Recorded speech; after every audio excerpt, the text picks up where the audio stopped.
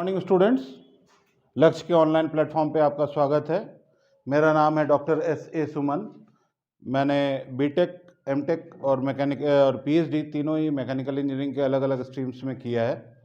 ठीक है, आपका जो नया सिलेबस अभी रिवाइज हुआ है बच्चों, उसमें हम लोगों के पास एक सब्जेक्ट है थर्ड सेमेस्टर में जिसको हम लोग बोलते हैं मैन्युफैक्चरिंग इंजीनियरिंग। ये मैन्युफैक्चरिंग इंजीनियरिंग है क्या? देखो, मैकेनिकल इंजीनियर्स का सबसे प्राइम ऑब्जेक्टिव, जो सबसे बड़ा ऑब्जेक्टिव होता है बीइंग ए मैकेनिकल इंजीनियर, आपके पास जो सबसे इम्पॉर्टेंट काम रहेगा वो ये रहेगा कि आपको प्रोडक्ट्स बनाने हैं। ठीक है, प्रोडक्ट्स आपको बनाने हैं अलग अलग इंडस्ट्री के यूज़ के लिए। मतलब बीइंग इलेक्ट्रिकल इंजीनियर्स, अगर कोई इलेक्ट्रिकल इंजीनियर है, उसको अगर मोटर्स की रिक्वायरमेंट है तो आप उसे बना के देंगे। अगर उसे किसी इलेक्ट्रॉनिक इंजीनियर को कोई चिप बोर्ड की ज़रूरत है तो आप उसे बना के देंगे। सिविल इंजीनियर्स के लिए कोई टूल रिक्वायर्ड है तो वो आप बना के देंगे। कोई कंस्ट्रक्शन इक्विपमेंट रिक्वायर्ड है तो आप बना के देंगे। तो सबसे प्राइम ऑब्जेक्टिव जो मैकेनिकल इंजीनियर्स का है वो है कि प्रोडक्ट्स दूसरे इंजीनियर्स के यूज़ के लिए बनाना। तो कैसे बनाएंगे, उनके क्या क्या तरीके हैं, ये चीज़ें हम लोग सीखेंगे मैन्युफैक्चरिंग इंजीनियरिंग में। ठीक है, अब देखो, इसका अगर हम लोग सिलेबस का थोड़ा सा आपको आइडिया दे दें क्लास शुरू होने, लेक्चर शुरू करने से पहले, तो इसमें सबसे पहला यूनिट है कटिंग फ्लूइड्स, जिसमें पहले यूनिट में आपको पढ़ना है कटिंग फ्लूइड्स और लेथ। इन दोनों के बारे में थोड़ा सा ब्रीफली हम लोग समझते हैं, फिर इसको यूनिट में हम लोग ज़्यादा डिटेल में देखेंगे। ठीक है, देखो, कटिंग फ्लूइड्स एंड लुब्रिकेंट्स, एक बात ध्यान रखना कि जब भी हम लोग किसी मेटल को किसी भी तरीके से काटने की कोशिश करते हैं, ठीक है, शेप में लाने के लिए क्या करना पड़ेगा, किसी भी मेटल को काटना पड़ेगा। और अगर किसी मेटल को हम लोग काटने की कोशिश करते हैं तो वहां पे दो बहुत बड़ी समस्याएं आती हैं हमारे पास। एक समस्या आती है कि इतनी ज़्यादा गर्मी उत्पन्न होती है वहां पे, इतना ज़्यादा हीट जनरेट होता है कि हमें उस जगह को ठंडा रखने की ज़रूरत होती है, पहली चीज़। दूसरी चीज़ क्या है कि वहां पे बहुत ज़्यादा फ्रिक्शन जनरेट होता है, जहां पे टूल और वर्क पीस एक दूसरे से घिस रहे होते हैं मटेरियल को हटाने के लिए। तो वहां पर दूसरा क्या मैंने आपको बताया, फ्रिक्शन बहुत ज़्यादा जनरेट होता है। तो फ्रिक्शन जनरेट की वजह से हीट तो होगा ही होगा, लेकिन आपका एफर्ट यानी कि आपको पावर भी ज़्यादा लगेगा। तो इस फ्रिक्शन को कम करने का सबसे आसान तरीका क्या है, लुब्रिकेशन कर दीजिए। ठीक है, तो कटिंग फ्लूइड जो है ये दो काम बेसिकली करता है, एक कूलेंट यानी कि गर्मी को सोखने का, और दूसरा लुब्रिकेंट। लुब्रिकेंट यानी जो फ्रिक्शन है उसको कम करने का, चिकनाई उत्पन्न करता है उस सतह पे जहां से आप मटेरियल को रिमूव करना चाह रहे हैं।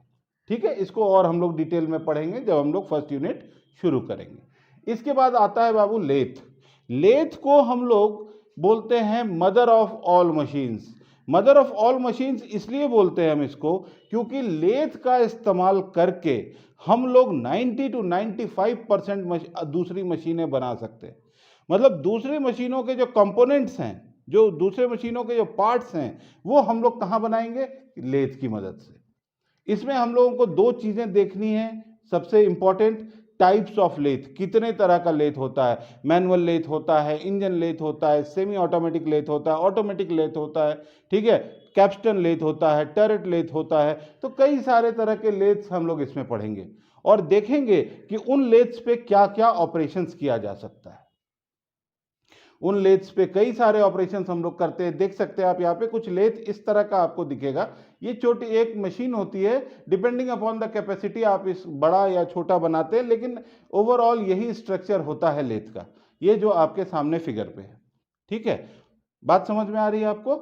ये लेथ हम लोग ये दो हेड्स के अंदर पढ़ेंगे, क्या कितने तरह का लेथ है और कौन कौन सा हम लोग ऑपरेशन लेथ के ऊपर कर सकते हैं। ठीक है, कई सारे ऑपरेशन है, टर्निंग है, नर्लिंग है, थ्रेडिंग है, ये सारा हम लोग कर सकते हैं किसके ऊपर, लेथ के ऊपर। ठीक है, इसको हम लोग डिटेल में पढ़ेंगे जब हम लोग यूनिट 1 शुरू करेंगे। ठीक है बच्चों, अब देखते हैं यूनिट 2 में क्या है।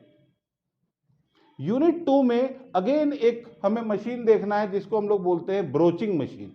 आपने कई बार देखा होगा, मैं आपको एक एग्जांपल दे रहा हूं कि कभी कभी आपने देखा होगा बेयरिंग के अंदर, बेयरिंग देखा होगा आपने, तो बेयरिंग के अंदर हमें अगर स्लॉट काटना है, इंटरनल स्लॉट्स अगर हमें काटना होता है, तो हम लोग ब्रोचिंग का इस्तेमाल करते हैं। यहाँ देखिए ये एक ब्रोचिंग टूल है, इसमें क्या है, एक सिलिंड्रिकल शेप में टूल है, इसमें कई सारे टीथ निकले हुए हैं। अगर इस टूल को किसी भी मटेरियल के बीच से हम गुजार दें तो क्या होगा, ये टीथ की मदद से ऐसा ही शेप उस मटेरियल के अंदरूनी हिस्से में बन जाएगा। ठीक है, इसको और डिटेल में हम लोग देखेंगे। ये है आपका ब्रोचिंग। अगेन ब्रोचिंग में हमको दो बहुत इंपॉर्टेंट चीजें, बहुत महत्वपूर्ण ऑपरेशन है, क्योंकि जो काम ब्रोचिंग से हो सकता है वो और किसी ऑपरेशन से नहीं हो सकता है, किसी प्रोसेस से नहीं हो सकता है, इसलिए ब्रोचिंग बहुत इंपॉर्टेंट है। ब्रोचिंग में अगेन हम लोगों को क्या देखना है, ब्रोचिंग में हमें देखना है ब्रोचिंग मशीन्स के बारे में, कितने तरह का ब्रोचिंग मशीन होता है। अब देखो छोटी सी बात है, हमने क्या बोला था आपको कि ये टूल एक सिलिंड्रिकल टूल होता है जिसके ऊपर टीथ बना हुआ है, और हमें क्या करना है, किसी भी मटेरियल के थ्रू इसको गुजारना है, इसको किसी मटेरियल के नीचे अंदर से पास करना है इसको, ताकि ये हमारा जैसा टीथ है वैसा शेप मटेरियल के अंदरूनी सतह पे बन जाए। अब सवाल उठता है कि ये कैसे बनेगा, ये कैसे आप मटेरियल को कैसे डालोगे टूल में। कभी हम इसको मटेरियल के अंदर पुश कर सकते हैं, पुश करके डाल सकते हैं, कभी मटेरियल के अंदर से पुल करके डाल सकते हैं, कभी हम इसको वर्टिकली डाल सकते हैं, कभी इसको हम हॉरिजॉन्टली डाल सकते हैं।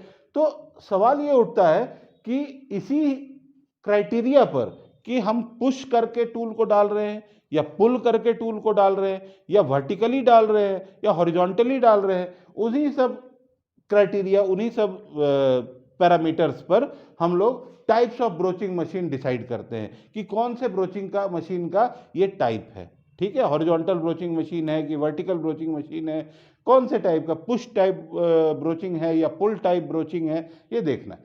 अब उसके बाद जो इंपॉर्टेंट टॉपिक है आपका वो ये है कि वो है ब्रोच टूल। ये जो टूल है इसको हम लोग बोलते हैं ब्रोच टूल। एक बात ध्यान रखिएगा कि ब्रोच टूल का डिजाइन बहुत ही कॉम्प्लेक्स है।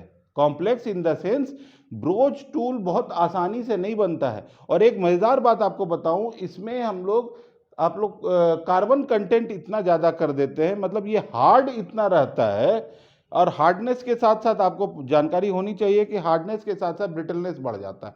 अगर आप हार्डनेस किसी का बढ़ाते हैं तो वो ब्रिटल भी होने लगता है। ठीक है, तो ये बिल्कुल इतना हैंडल इसको केयर से करना पड़ता है, क्योंकि नहीं तो ये गिरा और टूट जाएगा। ये बेशक ये मेटल का बना हुआ है, लेकिन ये इसके गिरने भर से ये टूट जाता है। ये इतना ब्रिटल होता है, बिल्कुल शीशे की तरह, एक तरह से आप समझ लीजिए कि ये शीशा का टूल टाइप का होता है मेटल का बना हुआ, लेकिन व्यवहार इसका बिल्कुल शीशे की तरह होता है। ठीक है, तो ये अलग अलग तरह के टूल्स का हम लोग कुछ डिटेल्स समझने की कोशिश करेंगे यूनिट 2 में। इसके बाद आता है ड्रिलिंग प्रोसेस। ड्रिलिंग आपने कई जगह देखा होगा बच्चों, ड्रिलिंग आपने कई, देखो एक सिंपल सा ड्रिल मशीन है, इसमें हमें क्या पढ़ना है, इसमें हमें पढ़ना है कि कितने तरह का ड्रिल मशीन हो सकता है। एक तो सिंपल आपने ये बेंच ड्रिलिंग या पोर्टेबल ड्रिलिंग मशीन देखा होगा आपने, लेकिन और भी कई तरह के ड्रिल मशीन्स होते हैं जिसके बारे में हम लोग यहाँ पे जानकारी पाएंगे। ठीक है, इसके बाद उस ड्रिल में क्या क्या ऑपरेशंस कर सकते हैं हम लोग। देखो ड्रिल करने का मतलब होता है होल करना, लेकिन एक ये सिंपल टर्म है होल करना। अदरवाइज आप अगर देखेंगे तो कई सारे ऑपरेशंस इसके साथ जुड़े हुए हैं। जैसे फॉर एग्जांपल मैं आपको बताऊं, एक होल कर दिया, अगर उस होल के डायमीटर को बड़ा करना है, मतलब होल को बड़ा करना है, तो क्या करेंगे, तो फिर वहां पर हमें कोई ऑपरेशन करना पड़ेगा। ठीक है, अगर ड्रिल के अंदरूनी सतह को हमें स्मूथ बनाना है तो फिर हमें कोई और ऑपरेशन करना पड़ेगा। तो ड्रिलिंग के साथ और भी कई सारे ऑपरेशंस आते हैं।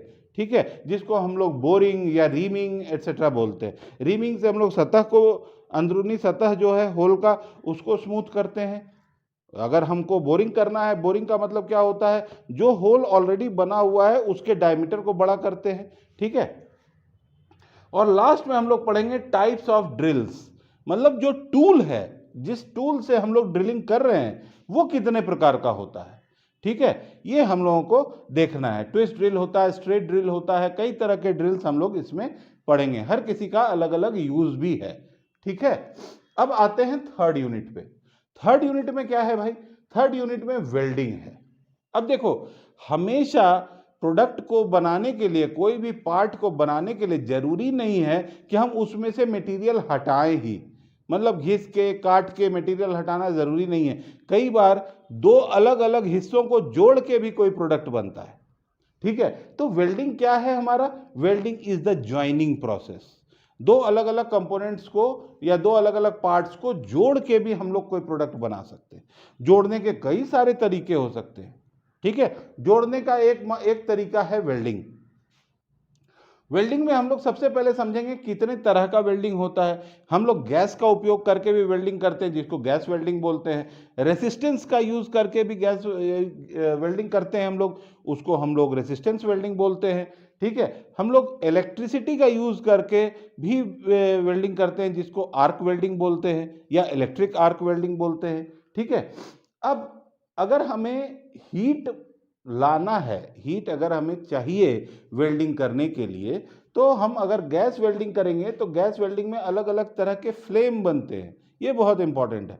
और oxidising flame, reducing flame, neutral flame, अलग अलग तरह का फ्लेम बनेगा, मतलब अलग अलग तरह की लॉ उठेगी, और अलग अलग तरह का लॉ अलग अलग तरह के मटेरियल्स को जोड़ने के लिए होता है, ठीक है। ये ध्यान रखना है। इसीलिए हम लोग यहाँ पे टाइप्स ऑफ फ्लेम भी पढ़ेंगे, और हर फ्लेम का कहाँ पे किस तरह से इस्तेमाल है ये भी हम लोग देखने की कोशिश करेंगे, ठीक है। और लास्ट में वेल्डिंग से मिलता जुलता ही ऑपरेशन है सोल्डरिंग एंड ब्रेजिंग।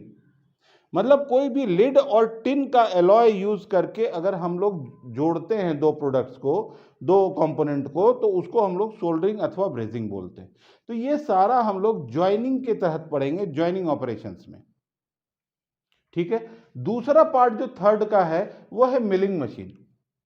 आपने देखा होगा कि कई सारे प्रोडक्ट्स में लंबे लंबे स्लॉट कटे हुए होते हैं। खास करके आप देखें अगर विंडो वगैरह में, या फिर कोई आप अगर लेथ में देखेंगे भी, तो हर जगह स्लॉट कटा हुआ होता है, लंबा लंबा पतला पतला स्लॉट कटा हुआ होता है, ठीक है। तो ये स्लॉट्स काटने के लिए जनरली यूज किया जाता है मिलिंग मशीन्स। मिलिंग मशीन के टाइप्स हम लोग जानेंगे। मिलिंग मशीन का जो टूल है उसको हम लोग मिलिंग कटर बोलते हैं, ठीक है। तो अलग अलग तरह का मिलिंग कटर समझने की कोशिश करेंगे, ठीक है। और लास्ट में हम लोग ये समझने की कोशिश करेंगे कि work and tool holding devices, ये इसका साइंटिफिक नाम जिग्स एंड फिक्सचर्स है। Work holding and tool holding device जो होता है इसको हम लोग बोलते हैं जिग्स एंड फिक्सचर्स, ठीक है। जिग्स और फिक्सचर्स में क्या होता है बाबू, समझना थोड़ा सा। जिग्स एंड फिक्सचर्स का मतलब है कि जब आप किसी वर्कपीस के ऊपर काम कर रहे हैं, किसी टूल को लेके किसी वर्कपीस को काट रहे हैं या जोड़ रहे हैं, तो उस केस में वर्कपीस को पकड़ने वाला कोई चाहिए। वर्कपीस को आपको स्टेशनरी करने के लिए कहीं से ग्रिप करना पड़ेगा, कहीं से पकड़ना पड़ेगा उसको, ठीक है। तो वर्क को पकड़ना पड़ेगा, टूल भी सही दिशा में काम करके अपना मटेरियल हटाए, इसके लिए हमको टूल को भी पकड़ना पड़ेगा। तो टूल और वर्कपीस दोनों को कैसे पकड़े ताकि उनका जो मोशन है वो हम नियंत्रित कर सकें एक ही दिशा में, जिस दिशा में हम चाहते हैं, ठीक है। इधर उधर टूल मूव ना कर जाए, इसके लिए टूल होल्डिंग डिवाइस भी हमको जानकारी होनी चाहिए। और ये हम लोग वेल्डिंग और मिलिंग पढ़ेंगे थर्ड यूनिट में, ठीक है। अब देखते हैं हम लोग फोर्थ यूनिट में। फोर्थ यूनिट में क्या देखना है? फोर्थ यूनिट में हमको देखना है गियर मेकिंग, बहुत इंपॉर्टेंट। मैकेनिकल का कोई भी मशीन आप देख लीजिए, 90% मशीन्स में गियर का इस्तेमाल होता है।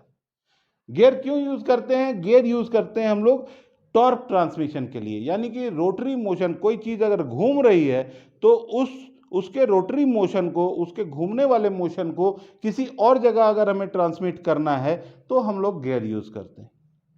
गियर में एक और सुविधा होती है कि आप किसी तेजी से घूमते हुए बॉडी से कम घूमने वाले बॉडी तक भी ट्रांसमिशन कर सकते हैं मोशन को। अगर कोई बहुत धीरे घूम रहा है तो आप उसके आउटपुट में तेज घूमने वाला भी मोशन ले सकते हैं। यानी कि स्पीड ऑफ रोटेशन यानी कि आरपीएम को चेंज करने की कैपेसिटी भी गियर्स में होती है। रोटरी मोशन भी ट्रांसफर करता है, और क्या बताया मैंने, आरपीएम भी आप चेंज कर सकते हैं, रोटेशन पर मिनट भी आप चेंज कर सकते हैं गियर्स से, तो गियर तो बहुत इंपॉर्टेंट हो गया हमारे लिए। तो इसलिए हम लोग गियर्स को अलग से पूरे डिटेल में पढ़ेंगे। गियर मैन्युफैक्चरिंग मेथड्स, मतलब गियर हमने कैसे बनाते हैं, ठीक है। इसमें बहुत इंपॉर्टेंट आ जाता है गियर जनरेशन मेथड। इसमें क्या होता है कि हम लोग प्रेशर डाल के गियर को जनरेट करते हैं, ये भी एक तरीका है। और एक है गियर हॉबिंग। ये बेसिकली सारे तरीके गियर को बनाने के ही हैं बाबू। गियर मैन्युफैक्चरिंग, गियर जनरेशन और गियर हॉबिंग, अलग अलग प्रिंसिपल इस्तेमाल करके, अलग अलग सिद्धांत यूज करके हम लोग ये तीनों तरीके से गियर बनाते हैं। आपको गियर का इंपॉर्टेंस समझ में आया। और यहाँ पे चूंकि हम लोग पढ़ रहे हैं मैन्युफैक्चरिंग, इसीलिए हम लोगों का फोकस क्या है, गियर बनाएंगे कैसे, गियर बनाने के ये तरीके हैं, ठीक है। इसको हम लोग डिटेल में कहाँ देखेंगे, 4th यूनिट में। ये आप देखते हैं हम लोग, एक है प्रेस वर्किंग। देखो अभी तक हमने जो भी मेथड देखा उसमें क्या देखा, ध्यान से बताना। हमने या तो मटेरियल को रिमूव किया काट के अलग अलग तरीके से, या फिर दूसरा तरीका क्या अपनाया हमने, दूसरा तरीका हमने अपनाया कि जोड़ के भी कर सकते हैं वेल्डिंग में। लेकिन यहां पर क्या है, ध्यान से समझना कि ये प्रेस वर्किंग का मतलब होता है हम किसी भी प्रोडक्ट पे दबाव डाल के, किसी भी प्रोडक्ट पे, किसी भी मटेरियल पे दबाव डाल के भी हम अलग अलग तरह का प्रोडक्ट बना सकते हैं। आप देखेंगे अगर आप इसको दबाव से कैसे बनता है, आप छोटा सा एग्जांपल ले लीजिए। मान लीजिए आपके पास कोई आटे की लोई है, आप आटा गूंद के आप एक लोई बना लिया आपने, मान लो वो मटेरियल है हमारा।